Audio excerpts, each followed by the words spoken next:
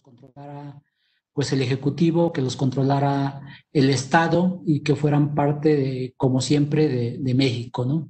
Que podrían intervenir empresas privadas, claro que podrían intervenir, ¿para qué? Para el crecimiento del país, para el desarrollo de nuevas tecnologías, para fortalecer algunos servicios, tanto de manera eléctrica, de gas, en materia ferroviaria, en telégrafos, en distintos servicios con que cuenta el sistema de México, ¿no? Entonces, por eso era muy importante crear esta reforma. Esta forma, como les menciono, nos permite modernizar y fortalecer empresas como lo es Pemex y la Comisión Federal de Electricidad.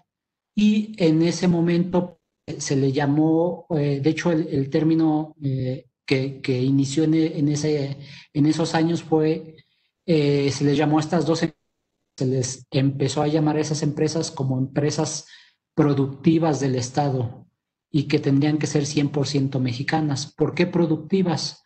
Porque iban a ser empresas que iban a tener una solvencia única, que iban a trabajar por su propia cuenta en manos del Estado, pero que iban a trabajar para producir algo y para producir algo con empresas privadas. Entonces, era muy importante realizar esta reforma, como decía. Y dentro de esa reforma, pues estos son algunos de los objetivos que maneja esta reforma. El atraer inversión, el contar con mayor abasto de energéticos a menores precios, garantizar estándares internacionales de eficiencia, calidad y confiabilidad de suministro, transparencia y rendición de cuentas. Al final de cuentas, como lo mencionaba, pues son varios los objetivos, pero todo va enfocado a modernizar y fortalecer todos los sistemas de servicios y productivos del Estado. Tratar de que sea más eficiente, que sean modernos, que tengan nuevas tecnologías. Sabemos que anteriormente ni Pemex ni CFE tenían mucha entrada de inversión de gente privada, de hecho no la tenían, son monopolios, pero como monopolios en ese entonces no crecían de deudas, pero no crecían en materia tecnológica. Entonces, esta reforma causó un parteaguas para la creación de otras dos empresas productivas que permitiera pues, la inversión de empresas que ayudaran a la tecnología, que ayudaran a desarrollar el país y a que el país creciera de forma pues más avanzada, aunque haya un crecimiento económico. Pongo ahí también la liga de más o menos lo que explica esa reforma energética, pero ahorita vamos a ver algunos puntos. Esa reforma energética, como les decía, pues salió en el diario oficial un decreto el 20 de diciembre del 2013 y en ese decreto básicamente lo que modificaron fue parte de la Constitución. ¿En qué artículos? Pues en los artículos 25, 27 y 28, que más o menos habla de los hidrocarburos y del control del Estado que tenía sobre algunos recursos con los que cuenta México. Por 25, pues es ahí donde les menciono que aparece el término empresas productivas del Estado. Y son entidades responsables de las áreas estratégicas en materia energética, o sea, de la planeación y control del sistema eléctrico, del servicio público de transmisión y distribución de energía, la exploración y extracción del petróleo y otros hidrocarburos. Entonces, estas dos empresas CFE en ese momento tenían 2 años para cambiar, para convertirse en empresas productivas del Estado. ¿Qué consideraba como empresa productiva del Estado? Pues primero de contar con una autonomía presupuestal. Ellas mismas deberían de ser autónomas en su presupuesto.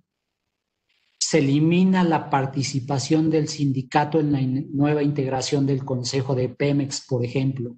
y esa eliminación pues apoyaría a que en ocasiones no entraban las tecnologías porque el mismo sindicato frenaba las mismas tecnologías. Y por dar un ejemplo, en alguna ocasión pues se planteó el cambiar, por ejemplo, los medidores de energía eléctrica y el mismo sindicato no apoyaba ese cambio de medidores porque esos medidores eran prepago. Y en ese entonces decía Luz y Fuerza, en ese entonces era Luz y Fuerza, decían, no puedo cambiar a medidores de prepago porque ¿qué hago con los? El mismo sindicato decía, no puedo hacer el cambio, no puedo cambiar tecnológicamente pues la toma lectura, ¿no? ¿Qué hago con los toma lecturas? ¿Los despido o qué les hago? Ellos son muy fuertes en el sindicato. Entonces muchas cosas de ese tipo sucedían en ese entonces. No había cambios, no había modernización porque los mismos sindicatos frenaban esa modernización. Pues con esta reforma energética, pues se trataban de eliminar esos casos, ese tipo de frenos hacia la modernización. También se mencionaba que las empresas productivas del Estado, pues deberían de contar con un régimen especial en materia de remuneraciones, adquisiciones, arrendamientos, servicios, obras públicas, presupuesto, deuda pública y responsabilidades administrativas. O sea, esas empresas productivas del Estado, pues deberían de contar ante todo con una autonomía. Ellas mismas deberían de sostenerse y ellas mismas deberían de crear sus propios medios para solventar todos los servicios, todas las obras públicas y todas las responsabilidades administrativas que tuvieran. Entonces, aparte, en ese artículo 25 de la Constitución, ese decreto que creó el presidente Peña Nieto, en ese entonces mandó ese decreto en el diario oficial, como le mencioné, el 20 de diciembre del 2013, y en ese decreto se eleva a nivel constitucional el criterio de sustentabilidad. Y esa sustentabilidad, pues, ayudaría a que el desarrollo de la industria fuera sustentable, que fuera de manera sustentable para el crecimiento de la economía en México, que la industria creciera, que la industria cambiara, que cambiara de muchas formas. Nosotros pues nos enfocamos al área eléctrica y ahora vamos a ver esos cambios que se tienen en el área eléctrica. El código de red pues está enfocado al área eléctrica, pero la reforma energética pues abarca la eléctrica y petróleo y otros servicios, como les mencionaba, incluso las telecomunicaciones. Por ejemplo, en el caso de telecomunicaciones, pues se cancelaron las concesiones hacia industria privada, industria extranjera, pero en el caso de petróleos y en el caso de materia eléctrica sí se autorizaban las concesiones para, por ejemplo, controlar parte del área eléctrica, parte de petróleos o la exploración en petróleos, por ejemplo. Entonces, había ámbitos donde sí podía entrar la inversión extranjera y la inversión privada, como lo mencionaba, para fortalecer pues, la modernización de estos servicios. Y en el artículo 27, pues habla de gas, habla de otros términos, pero como les mencionaba, hablaremos de la electricidad. Y en materia de electricidad, pues hablamos de la generación y comercialización. Dice, se permite la inversión privada en las actividades de generación y comercialización de electricidad. Se precisa el concepto de servicio público, eliminando el abastecimiento de energía eléctrica del mismo. Entonces, aquí se cancela un poco lo que es el monopolio, se permite la inversión privada para las actividades de generación e incluso comercialización de la electricidad. Entraría lo que es el sistema eléctrico mayorista, o sea, empresas que puedan suministrar energía, que puedan comercializar la energía eléctrica.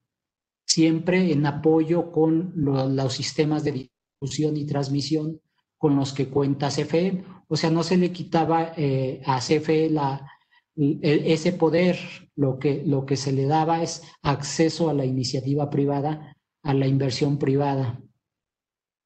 En el caso de planeación, control, transmisión y distribución, la nación se reserva la planeación y el control del sistema eléctrico nacional, así como el servicio público de transmisión, lo que les mencionaba. CFE mantiene esta planeación, bueno, más que CFE, porque CFE se le quitó autonomía y se le dejó la autonomía CENER a la Secretaría de Energía para que ella haga la planeación y el control del sistema eléctrico a través del SENACE y de la CRE.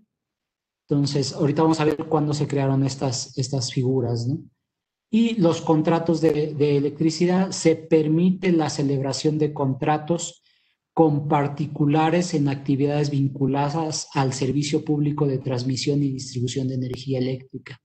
Entonces, volvemos a mencionar, ya se abría la puerta a que inversionistas generaran electricidad por cualquier medio fotovoltaico, medio eólico o ciclo combinado en el país, que pudiera entrar inversión extranjera.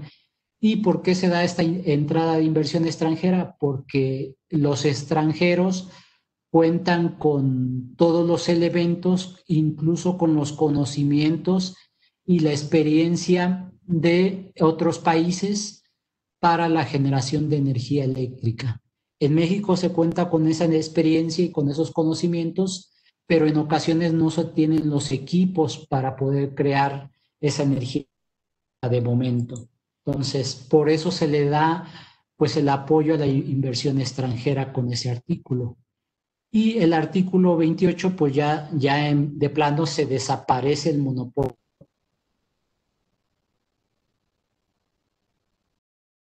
La planeación y control del sistema eléctrico nacional, así como el servicio público de transmisión y distribución de electricidad, se reconoce como áreas estratégicas y estas las debe manejar el Estado. O sea, se mantiene el control del sistema eléctrico nacional a través del Estado. No se le quita ese control. Únicamente se desaparece el monopolio de CFE, o sea, el dividir un poco a CFE, no mantenerlo como en ese entonces se tenía todo el control en materia energética eléctrica.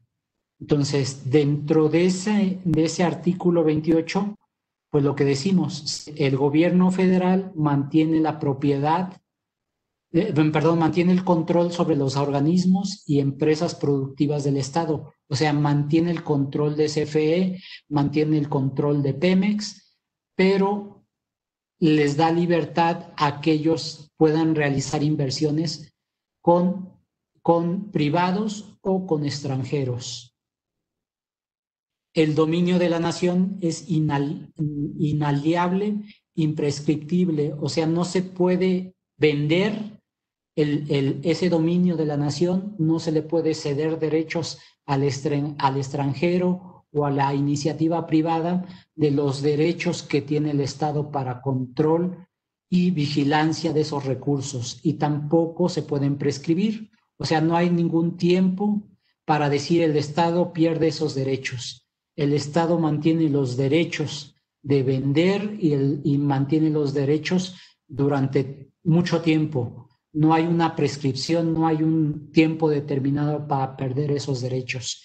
Todo eso está escrito en la Constitución y todas esas modificaciones a esos artículos pues hablan de eso, de que sí es posible la entrada de inversión privada, de que sí es posible la inversión de extranjeros, pero que el Estado mantiene el derecho, el control de esos hidrocarburos, de esos recursos, de ese control en materia energética eléctrica y en otros energéticos.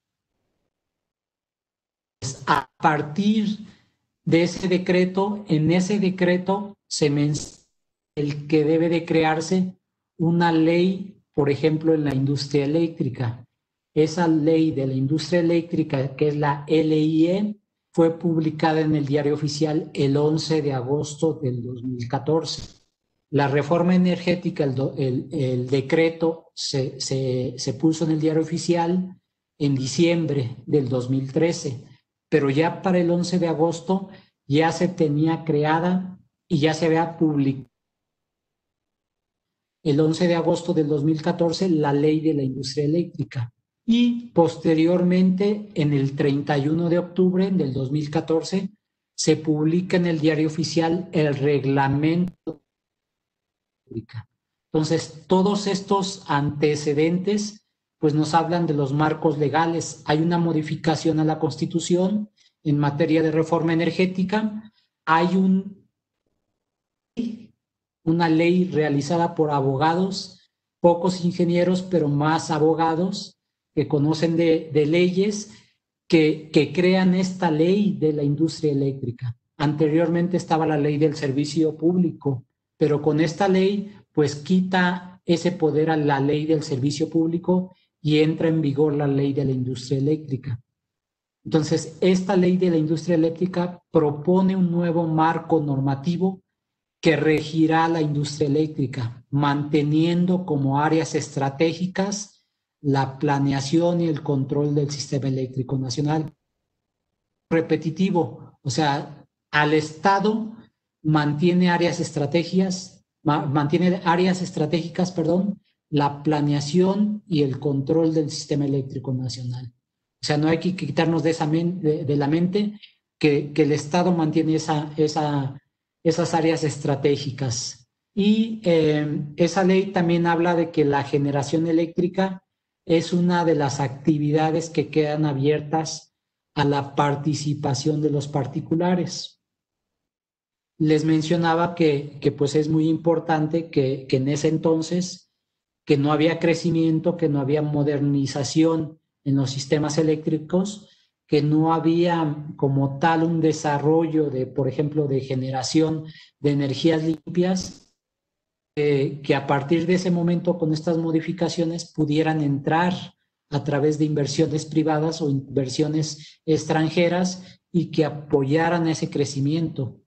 O sea, también esta ley pues hablaba que se necesitaba de crear un marco legal y ese marco legal pues que garantizara o como dicen por ahí poner un piso,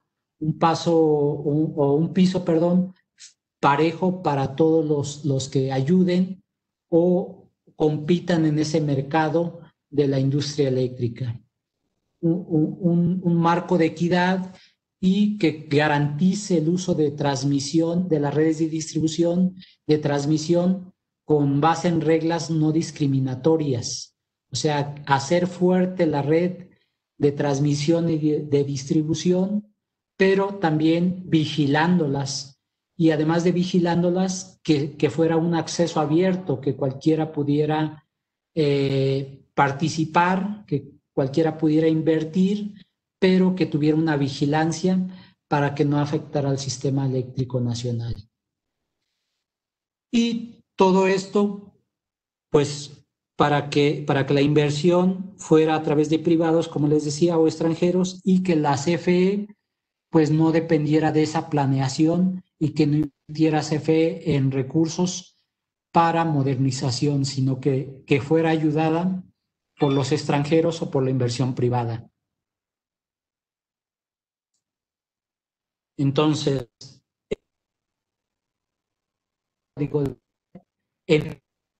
también habla en el artículo 12, en la fracción 37, habla de crear un código, de crear una disposición administrativa, unos criterios técnicos mínimos, algo que pudiera una reglamentación para todo el sistema eléctrico nacional y que abarcara desde la operación misma, desde la planeación, desde la generación, desde el consumo, pasando por la transmisión y la distribución. O sea, esa iniciativa de la ley, desde el artículo 12, se mencionaba que se debía de crear un código de red, propiamente no decía exactamente como un código de red, pero en realidad eso era lo que se tenía que crear, un código de red eléctrica. ¿Para qué sería ese código de red? Pues ese código de red tendría que ser una disposición administrativa de carácter general que tuviera, perdón, criterios de eficiencia, calidad, confiabilidad, continuidad, seguridad y sustentabilidad del sistema eléctrico nacional. Fuerte el sistema eléctrico nacional. Hay mucha demanda, hay mucho crecimiento en materia de demanda eléctrica que necesitaba ser el sistema eléctrico confiable, que necesitaba ser eficiente, que tuviera calidad y que no paros, que no tuviera desenergizaciones, que fuera continuo, que hubiera una seguridad y que en materia energética fuera muy robusto, fuera un sistema eléctrico demasiado robusto.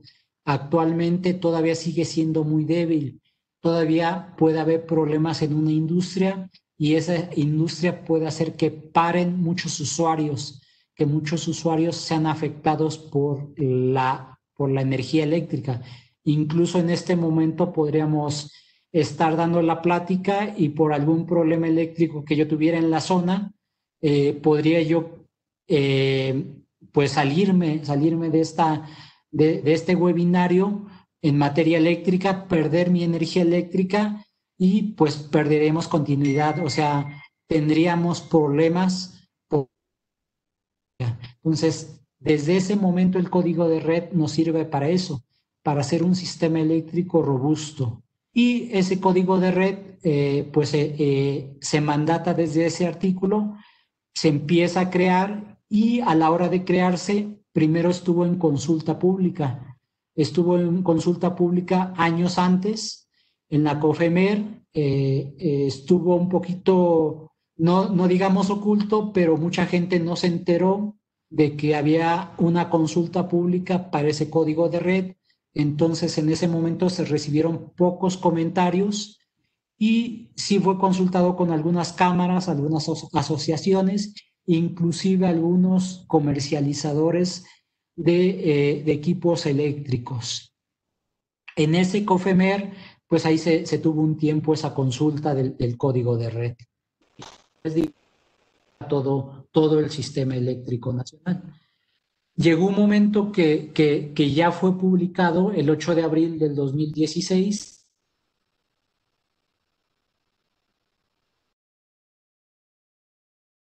Los técnicos mínimos necesarios para asegurar el desarrollo eficiente de todos los procesos asociados con el sistema eléctrico nacional. Como les mencionaba, pues la generación, la planeación, la transmisión, la distribución, todos están contenidos dentro de ese código de red. Nosotros, como lo mencionaba Alejandro, pues hablaremos hoy de los centros de carga, que es donde podemos ayudar en dar soluciones con nuestros equipos Circutor, donde los podemos apoyar para las soluciones al código de red en centros de carga. Entonces, este código de red, pues también lo emite la Comisión Reguladora de Energía. Esta Comisión Reguladora de Energía parte también incluso de la Ley de la Industria Eléctrica y se menciona que se debe de crear una comisión reguladora de la energía eléctrica y también se debe crear un Centro Nacional de Control Eléctrico, que es el CENACE, o sea, ambas con autoridad autónoma, le da un vigilamiento el Estado, pero ambas deben de tener su propia autonomía. Entonces, ambas, CENACE y Comisión Reguladora, CENACE por un lado controlando el sistema eléctrico nacional y la Comisión Reguladora, como su nombre lo dice, va a regular distintos ámbitos de energía, gas, energía eléctrica y energía de hidrocarburos. Entonces, en materia de energía eléctrica, pues se expide el código de red y en ese código de red pues se regulan las diversas actividades, como les decía, que se llevan a cabo en el sistema eléctrico nacional. y su objetivo es establecer los criterios técnicos que todos los integrantes de la industria eléctrica deben de observar de manera obligatoria en el desarrollo de sus actividades en el sistema eléctrico nacional para asegurar que el sistema eléctrico alcance y mantenga una condición adecuada de operación. O sea, les decía, hacer más robusto este radial de todos los participantes que están dentro del sistema eléctrico nacional. Este sistema eléctrico nacional, pues están los participantes que son los generadores, los suministradores, los transportistas y distribuidores. CFE entra dentro de los transportistas, los distribuidores. CFE también está en los generadores y pues los centros de carga. Los centros de carga pues son toda la industria en media, en alta, en baja y en alta tensión. Entonces, todo esto es lo que corresponde al sistema eléctrico nacional. Todos los participantes en el sistema eléctrico nacional, todos están interactuando dentro de este sistema eléctrico nacional y todos participan de alguna forma para que este sistema eléctrico nacional en algún momento dado pudiera llegar a tener problemas. Si alguno de estos causa algún problema, el sistema eléctrico nacional puede llegar a tener problemas. Si hay un problema de parte de suministradores, el sistema eléctrico nacional puede llegar a tener problemas. Si en los transportistas y distribuidores puede haber algún problema que pasa al sistema eléctrico nacional, pues podrían tener problemas los centros de carga, los generadores. Entonces, todos deberían de estar vigilados mediante ese código de red. Y pues ese código de red lo estructuraron de acuerdo a disposiciones generales, a disposiciones, y esa suma de disposiciones generales y disposiciones operativas pues nos da el resultado de un código de red. Las disposiciones generales pues son los criterios, son las disposiciones generales que nos dicen el centro de carga debe ser capaz de soportar variaciones de tensión, de frecuencia, de cierto rango de valores mínimos y mínimos que se mencionan en un manual. En el caso de los centros de carga, pues hay un manual regulatorio de conexión de centros de carga. Hay otro manual para interconexión de centrales eléctricas. Hay distintos manuales para cada sector, como les decía, para las centrales eléctricas, para la transmisión, para la distribución. Cada uno tiene su manual regulatorio, cada uno tiene sus límites.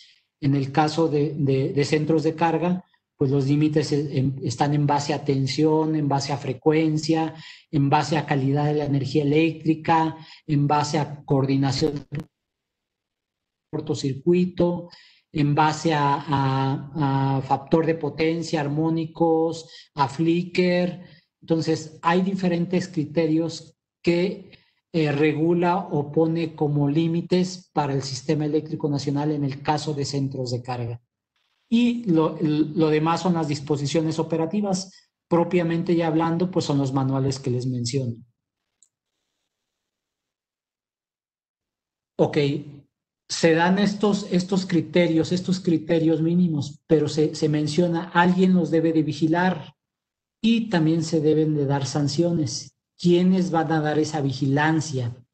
Esa vigilancia como tal, pues el Centro Nacional, el CENACE, está vigilando en todo momento a través de los medidores de kilowatts hora, a los integrantes de centros de carga de media y alta tensión.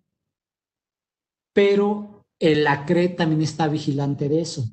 Pero aparte se crean unas unidades de inspección. Esas unidades de inspección son diferentes a las UBIs, o sea, las unidades de verificación.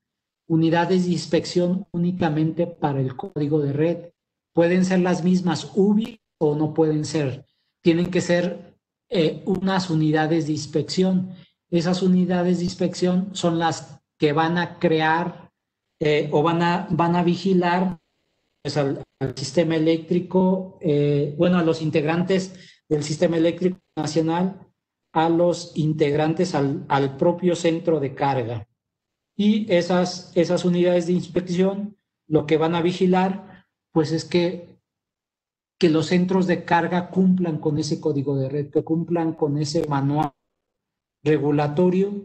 Y por dar un ejemplo, pues ahorita hay pocas unidades de inspección, hay muy pocas unidades de inspección y el código de red de momento todavía no hay cambios, ya se consultó en materia pública, pero de momento pues se mantiene el primer código de red. En el primer código de red, por ejemplo, se habla de que la calidad de energía pues debe de afectar o que se le dan valores de referencia pues a los usuarios de alta tensión. Y por darles un número, pues a los usuarios de alta tensión que están por arriba de 69 hasta casi los 400 kilovolts, pues en número estamos hablando de que hay 3,259 subestaciones eléctricas en esa categoría.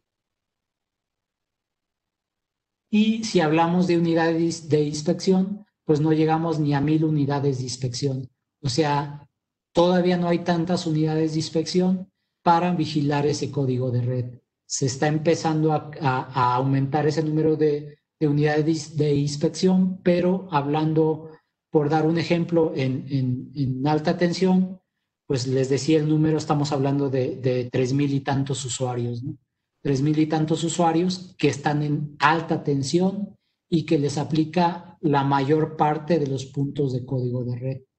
Y esas unidades de inspección también tienen una cierta certeza jurídica en materia que pueden sancionar a través de la CRE, y esas sanciones vienen dentro de la ley de la industria eléctrica.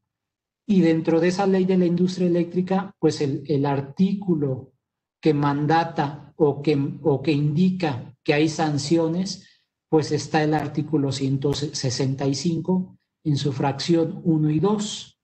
En ese artículo 165, si ustedes consultan esa ley de la industria eléctrica, verán cuáles son las sanciones que se tienen para el cumplimiento de ese código de red o para dejar de observar ese cumplimiento del marco regulatorio de los centros de carga.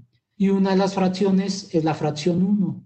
La fracción 1 en el inciso K dice que dejar de observar de manera grave, a juicio de la CRE, las disposiciones en materia de la calidad, confiabilidad, continuidad del sistema eléctrico nacional.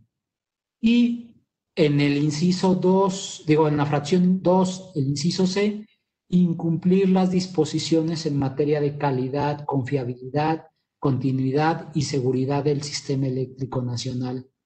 Entonces, estas son las dos sanciones que habla esa ley, que indica esa ley en materia de que yo no cumpla algún ordenamiento que me dice el manual de código de red.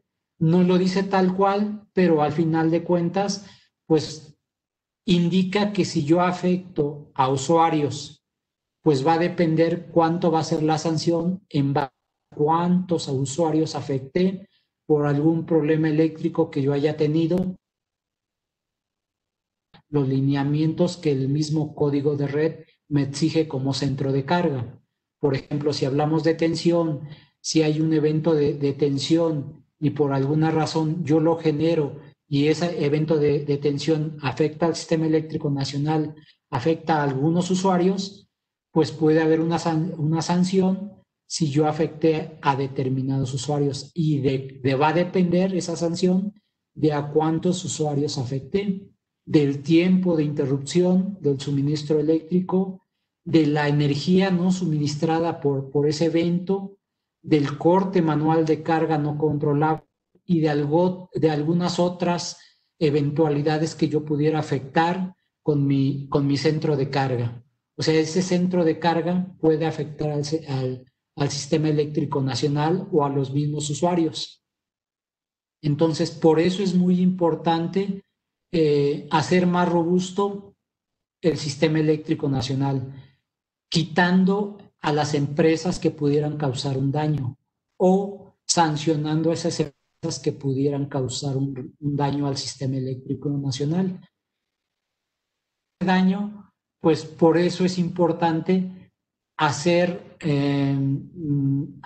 caso a lo que nos marca el marco regulatorio de centros de carga, para que así, pues yo en todo momento me ampare y cuando llegue a haber algún problema, pues aquí tengo mi plan de trabajo ante la CRE, aquí tengo que cumplo con todo el código de red y que de mi parte, pues aquí está todo solventado, ¿no? Tengo históricamente el cumplimiento del código de red. Menciono que es algo así como la licencia de conducir. O sea, sabemos que hay mucha gente que conduce sin la licencia de conducir. Hay algunos que conducen con la licencia vencida y pues de momento no pasa nada, ¿no? O sea, de momento no pasa nada, todos conducen, todos están conduciendo un auto sin licencia, con licencia vencida, pero llega un momento en que sucede algo, un accidente, me pasa un alto, alguien, una autoridad de tránsito me para por algún evento y en eso saber licencia de conducir. Si no la tengo, pues va una sanción, una infracción. Si la tengo, no pasa nada. En el caso de un accidente, pues entra el seguro dice, ¿y la licencia? Ok, aquí está, y pues continúa el trámite. Lo mismo pasa con el código de red. La CRE no tanto va a estar vigilando a todos los centros de carga como tal, como un inspector que va a estar vigilando, porque les decía, son muchos los sistemas eléctricos en alta tensión, pocos los inspectores, y de buena fe la CRE me emite el código de red, pero no va a haber una vigilancia como tal con lupa a cada centro de carga de momento. Pero sí, si hay algún evento y ese centro de carga no ha cumplido con el código de red, pues el problema lo va a tener el centro de carga, con una sanción de acuerdo a este tipo de sanciones, de acuerdo a los usuarios afectados. O sea, el mandato lo tiene la CRE y la CRE decidirá cuál va a ser la sanción para esos usuarios que hayan afectado al sistema eléctrico nacional. Entonces, de momento no hay una tal vigilancia tan estricta, tan a lupa, pero si llega a haber algún evento, los primeros que van a salir perjudicados son los que no han cumplido el código de red. Y si no cumplo, pues ¿qué sucede? Pues si no cumplo, pues mi sistema eléctrico también es endeble. O sea, mi sistema eléctrico puede causar problemas y mi sistema eléctrico ni es confiable, ni es seguro, ni es sustentable y no es tampoco confiable. O sea, es un sistema eléctrico débil. Es un sistema eléctrico que necesita forzosamente de una coordinación de protecciones correcta, de una revisión de su calidad de energía eléctrica, de una revisión de sus consumos. Por ejemplo, si hay consumos de corriente de reactiva, pues es importante que solo se consuma la corriente activa, que no haya consumos de corrientes armónicas, que se libere de los cables esas corrientes armónicas, esa corriente reactiva, que yo tenga un sistema de calidad de energía confiable, que sea de buena calidad dentro de mi sistema eléctrico, dentro de mi red eléctrica de mi industria. O sea, si yo cumplo esos lineamientos, mi red eléctrica será más robusta de forma interna. Entonces, es una ayuda para la industria más confiable, de buena calidad, lo hace un sistema que pueda operar en condiciones óptimas, que nuestras máquinas trabajen de forma óptica, que nuestras máquinas tengan una vida útil, como lo dice el fabricante, que no tengan problemas, que no haya paros, porque muchos de los paros pues son dinero perdido para la industria. Muchos paros no se contabilizan como tal, pero una parada de producción de una hora es producto que no se produce en una hora, sea la razón por la que fuera, pues es una hora de pérdida. Muchas producciones, también la merma de materia prima. O sea, si nosotros como industria o nosotros como ayudantes a esa industria le ayudamos a que tenga una buena calidad de energía eléctrica, pues nos lo van a agradecer porque van a evitarse de problemas. La gente de mantenimiento lo único que quiere es evitarse de problemas, ¿no? Y si en materia eléctrica los podemos apoyar con una red confiable, con una red de buena calidad, pues lo podríamos hacer a través de los equipos pues, que se manejan, ¿no? Entonces, dentro de esos criterios, pues en los centros de carga se hablan de regiones prohibidas y regiones donde pueda trabajar el sistema eléctrico de la red privada, de la industria, de los centros de carga. Y para eso utiliza la curva ITIC. Esa curva ITIC, regiones, por ejemplo, donde hay regiones prohibidas, donde hay regiones de transitorios que pueden causar daños internos en nuestras máquinas, que si esas regiones se permanecen durante un tiempo, pues pueden afectar incluso a nuestras máquinas eléctricas. Hay regiones donde a lo mejor no pasa nada, hay regiones donde puede haber una desconexión de la carga, hay niveles de tensión arriba y hacia abajo, en frecuencia también, en frecuencia está un poquito restrictivo, pero en tensión estamos hablando de porcentajes donde yo, mi sistema eléctrico con máquinas trabajando, un sistema eléctrico de funcionamiento normal, donde yo puedo continuar trabajando sin que se afecten por los transitorios o las tensiones permanentes. Entonces, estos sistemas, nuestra industria debe de soportar esas variaciones tanto internas como externas, y eso lo indica en el manual regulatorio del código de red para los centros de carga, y mencionan esta curva.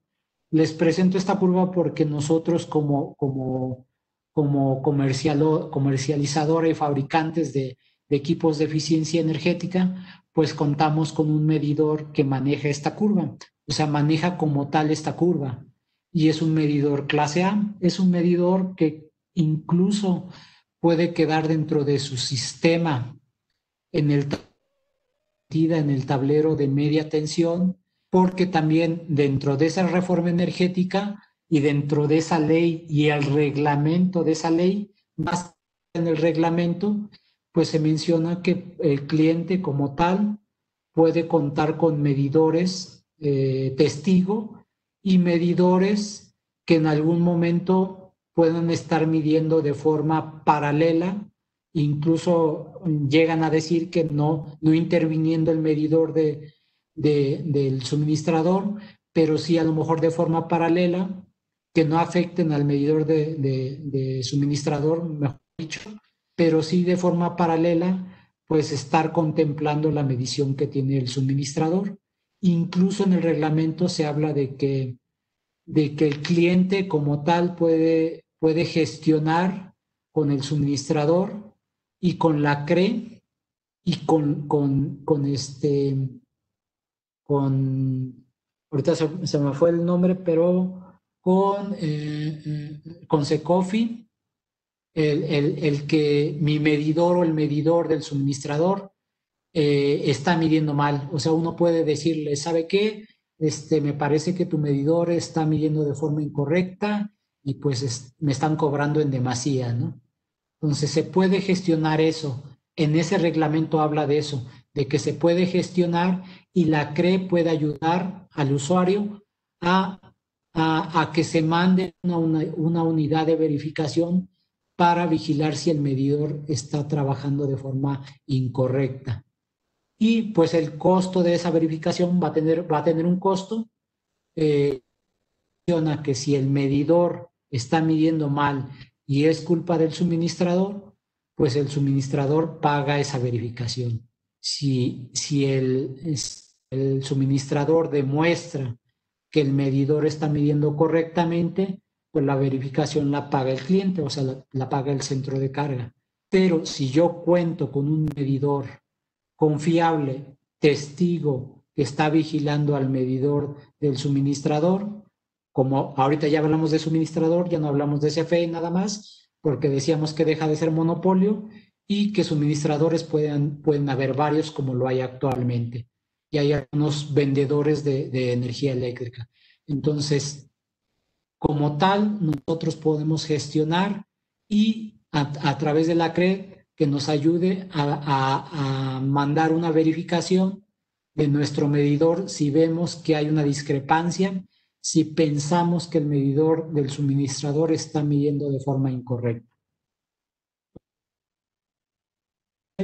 Y eso está regulado dentro de ese reglamento de la industria eléctrica. También dentro de esa vigilancia y cumplimiento de sanciones, pues también se menciona en el código de red que se va a crear una comisión, un comité consultivo de confiabilidad que emita las reglas de operación que deberán contener al menos los aspectos de integración y funcionamiento del código de red. O sea, va a estar la CRE, va a haber un comité que va a estar revisando, que va a estar actualizando, que va a ver la normalización vigente y va a mandar a consulta pública los manuales, procedimientos y criterios contenidos en el código de red. O sea, va a haber una vigilancia y esa vigilancia como tal va a ser anual durante los primeros 5 años después de emitido el código de red.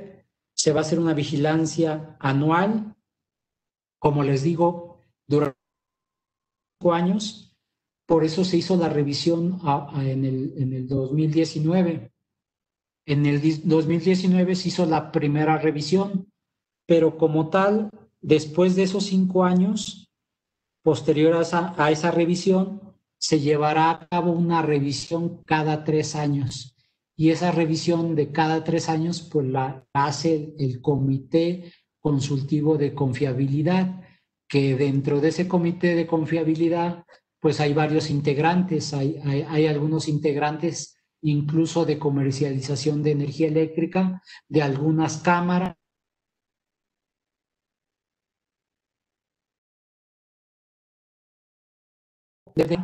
por lo menos 4 sesiones. Debe de sesionar unas 4 veces en el año, pero la revisión del código de red se hace anualmente durante los primeros 5 años y después de esos 5 años se hace cada 3 años. ¿Qué se le va a revisar al código de red? Pues hay muchas revisiones. Puede ser que saquen nuevas tecnologías en el mercado, que se vean errores en el código de red, que se modifiquen palabras. Entonces, hay muchas revisiones que se pueden hacer ese código de red. Y desde la publicación del 2016, pues en el 2019 fue la revisión a ese código de red. ¿Y cuáles son, por ejemplo, esos criterios de conexión de centros de carga? Pues esos criterios, todo lo que yo les hablaba en materia de frecuencia, que ahorita vamos a ver algún mapita de cuáles son esos criterios, pues todos esos criterios abarcan el punto, o sea, son referidos al punto de conexión del centro de carga al sistema eléctrico nacional. O sea, estamos hablando de alta tensión y media tensión. En su primera versión, el código de red mencionaba calidad energía eléctrica en alta tensión y media tensión nada más el desbalanceo de corriente, pero en alta tensión se mencionaba la calidad de energía eléctrica. ¿Y a quiénes iban a aplicar? Pues iban a aplicar a los nuevos centros de carga que se conectaran al sistema eléctrico nacional después de la fecha del código de red, tanto en alta tensión como en media tensión. Centros de carga que emanaran o se relacionaran a las actividades de suministro, usuarios calificados o generación de intermediación que estén en media tensión, tendrían que cumplir en un plazo que no podía exceder 3 años, debiendo presentar ante la CRE un plan de trabajo. O sea, centros de carga que suministraran energía eléctrica, que fueran usuarios calificados. O sea, usuarios calificados eran usuarios que ante la CRE se registraban, eran usuarios que por arriba de 1 megawatt y que estuvieran aportando a la red eléctrica energía eléctrica, pues ellos catalogarse como usuarios. Y al catalogarse como usuarios, ellos podían vender energía eléctrica y ellos podrían decidir quién les suministrar energía eléctrica y pudieran cambiarse en todo momento de acuerdo a los precios en materia de energía eléctrica. Si los precios variaban, si buscaban algún suministrador que fuera más económico, un suministrador calificado, pues ellos podrían cambiar en todo momento de suministrador calificado. Entonces ellos tenían, entre comillas, un poco de mayor ventaja ser usuarios por arriba de 1 megawatt y por ser usuarios que se hayan registrado como usuarios calificados. ¿Qué otros requerimientos se habla en el código de red para centros de carga? Pues en ese entonces se mencionaba que todos los usuarios en alta tensión deberían de cumplir con un factor de potencia por arriba de 0.95 hasta unitario. Por arriba de 0.95 en una medición 5 minutar dentro del mes, o sea, promedio de cada 5 minutos se iban a realizar mediciones de factor de potencia y que en ese promedio del mes el 95% del tiempo para esos usuarios de alta tensión pues se mantuviera un factor de potencia de 0.95 a unitario el 95% del mes. Como tal, pues a las empresas les permitía solamente pues perder de alguna forma dicha, pues periodos de 5 minutos que abarcaran un día y medio, que estuvieran por abajo de ese 0.95.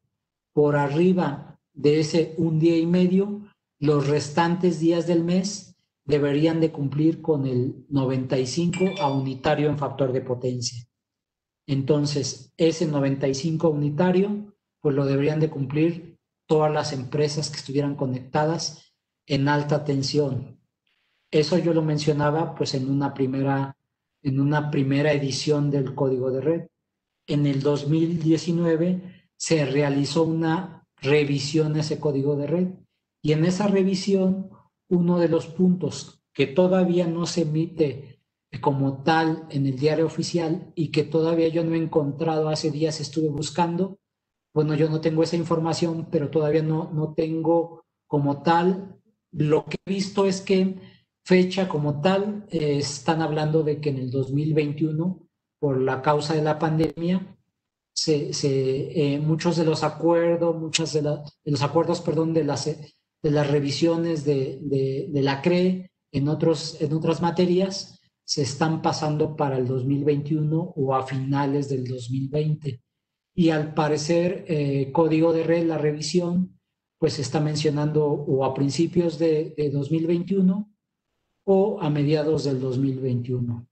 Y dentro de esas revisiones, como se menciona aquí, ya se está hablando de que probablemente media tensión también sea involucrada en materia de factor de potencia.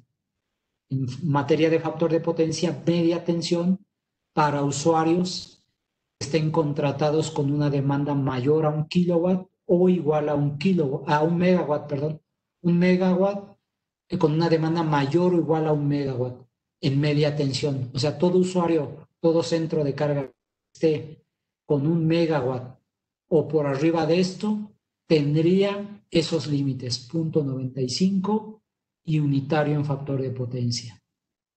Y lo mismo, el 95% y la medición también cada 5 minutos. Y lo mismo que decía en la anterior versión de código de red, que después de 10 años, a partir de que el código de red, esta revisión, se publique oficial, se tendría un periodo de 10 años para que ese centro de carga cumpla 0.97 y a unitario. De momento todo esto se ve drástico, se ve pues drástico que mucha gente, que mucha industria cumpla esto, Por eso les mencionaba que la CRE como tal no lo hace con lupa.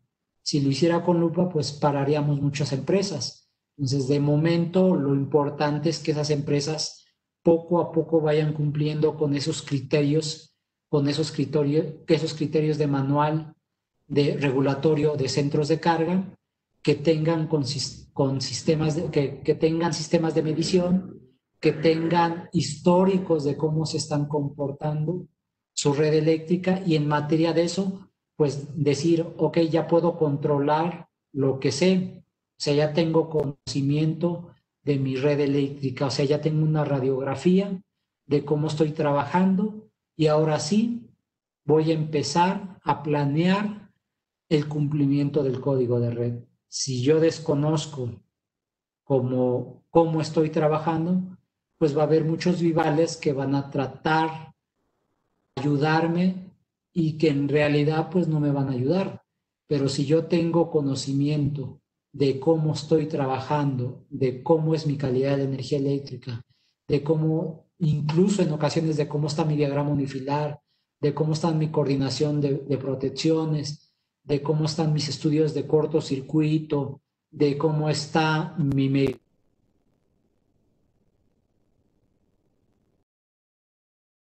comunicación, pues yo ya voy dando un paso hacia adelante al cumplimiento del código de red. Si yo vigilo mi factor de potencia, mi calidad de la energía, pues ya estoy a un paso adelante. Y pues estos criterios, como les mencionaba, pues de momento para media tensión no aplica ni el factor de potencia, no aplica flicker, no aplica distorsión armónica, pero en la revisión que posteriormente va a salir del código de red, ya se está mencionando pues media tensión por arriba de 1 mega, y ya va a aplicar factor de potencia, ya va a aplicar distorsión armónica, y ya va a aplicar lo que es propiamente calidad de energía eléctrica. Y requerimientos que deben de cumplir todos, pues deben de cumplir requerimientos técnicos de tensión, de frecuencia, de cortocircuito, de factor de potencia, la coordinación de protecciones que les decía, el intercambio de información de su medidor, suministrador hacia el SENACE, hacia la CRE, de los niveles de flicker, los niveles de distorsión armónica en corriente, que el desbalanceo de corriente no sea grave. O sea, son requerimientos que vienen en el manual. Todos esos requerimientos, si yo no tengo una medición con un equipo confiable, pues no voy a tener certeza de que estoy cumpliendo o no cumpliendo. Y si además, ok, tengo la medición, pero si no tengo un registro, si no tengo un histórico, pues tampoco sirve de nada ante una evidencia cuando la CRE o algún inspector en algún momento dado se le ocurra pararse en mi industria, más que pararse, se le ocurra mandarme una notificación de que en tal tiempo va a haber una inspección, porque no es como tal, llega el policía y se para y me diga, vengo a revisar su sistema eléctrico nacional, sino primero hay una determinación hay una notificación con tiempo de que va a haber alguna revisión. De momento, como les mencionaba, no hay ninguna revisión, no hay unidades de inspección que están revisando. Lo que sí hay, pues, es asesoramiento. Hay gente que menciona algunas necesidades en materia de no cumplimiento de red, y entonces esa necesidad o esa vigilancia o ese acercamiento pues está como tal, ¿no? Entonces es importante pues cumplir ese código de red. Y en el 2019, en julio, pues se mandató ese cambio al código de red. Esa revisión también estuvo en consulta pública en la COFEMER. Se pensaba que en agosto, septiembre se mantuviera ahí en consulta pública, en octubre, noviembre todavía se pasará a la COFEMER, y ya con esto de la pandemia, pues esos plazos se fueron incrementando, ¿no? Entonces, las soluciones que tiene Circutor para ese cumplimiento de código de red, pues son estas. Nosotros tenemos equipos en diferentes familias, equipos de medición en la familia M, equipos en reactiva, equipos de medida de energía eléctrica, equipos renovables o equipos que me ayudan para mis fotovoltaicas, incluso equipos de recarga de vehículos, energías limpias, equipos de protección de fuga a tierra. Tenemos una serie de equipos, más de 3,000 productos que les pueden ayudar a su industria a ser más eficiente, incluso en algunos casos a cumplir con ciertos objetivos que el código de red me mandata como los centros de carga.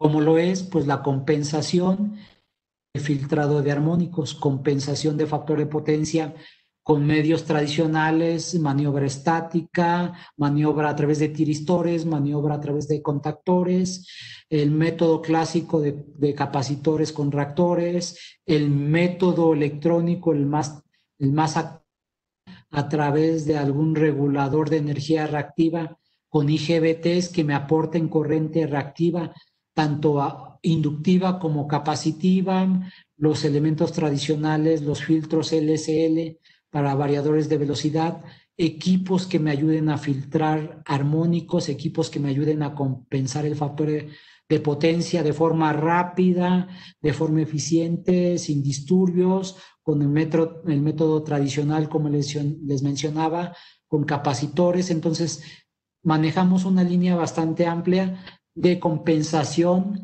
Inclusive les digo, esta línea de compensación de tipo activo, de compensación de KBRs de tipo activo, que las vamos a ver en próximas sesiones para que las conozcan. Y este tipo de equipos, pues ya no son equipos que entran por pasos, básicamente lo que entra es corriente inductiva o capacitiva de acuerdo a la necesidad de la red eléctrica. Sabemos que hay muchas redes que en el día están requiriendo corriente inductiva y en la noche por el alumbrado requieren mitigar la corriente reactiva capacitiva. O sea, el sistema se vuelve capacitivo en la noche y en el día es inductivo. Entonces, estos equipos electrónicos actúan para compensar a unitario en esos momentos, en el día y en la noche. También para compensar de forma más rápida, para que no tengamos ese problema de que perdamos ese 95% del tiempo del mes y que no cumplamos ese 95% a unitario, que nos mantengamos siempre en unitario, eficientes en nuestro consumo de la red eléctrica. Y también les mencionaba que en la familia, por ejemplo, de medida, pues se cuentan con medidores clase A. Estos medidores de clase A, pues ya se están hablando de medidores confiables, de medidores que cumplen una normativa que lo hace ser medidores de clase A. Y yo les hago énfasis de la curva ITIC, que otros medidores clase A, como lo ven ahí, pues en una de sus pantallas nos muestra esa curva ITIC. Y esa curva ITIC, a manera de resumen, pues el jefe de mantenimiento, con solo mirar esa curva, diría, estoy en la región prohibida, estoy en la región todavía donde acabo de provocarse un transitorio y no me puede causar a mí problema. Esto lo tengo en un registro, un histórico, y en todo momento, pues si alguien viene y me diga, sucedió un evento, pues yo tengo la certeza de que el evento fue en tal lugar, de que yo no registré ningún evento y aquí está mi medidor, que es mi medidor es clase A, que al ser clase A cumple con una normativa, que es un medidor seguro, que es eficiente, que es un medidor de calidad de energía eléctrica, o sea, que es un medidor confiable y es un medidor que cumple con ciertas certificaciones a nivel mundial. A nivel mundial, esas certificaciones son válidas, por ejemplo, para México, pero también tenemos autores o medidores de tipo portátil. O sea, hay empresas que están haciendo auditorías a las industrias. Mucha gente dice, estos equipos no sirven de mucho, porque en realidad son medidores que se los lleva el auditor sin medición. Por eso contamos con los dos medidores. Un medidor que el cliente puede tener en todo momento en su red eléctrica, pero también contamos con medidores en caso de que a lo mejor la gente no es muy experta, que tiene su medidor, pero que siempre recurre a su consultor, a su consultor que a lo mejor sí tiene un medidor también clase A y que los puede apoyar con el código de red. Entonces, tenemos esas dos, es portátil y de forma fija.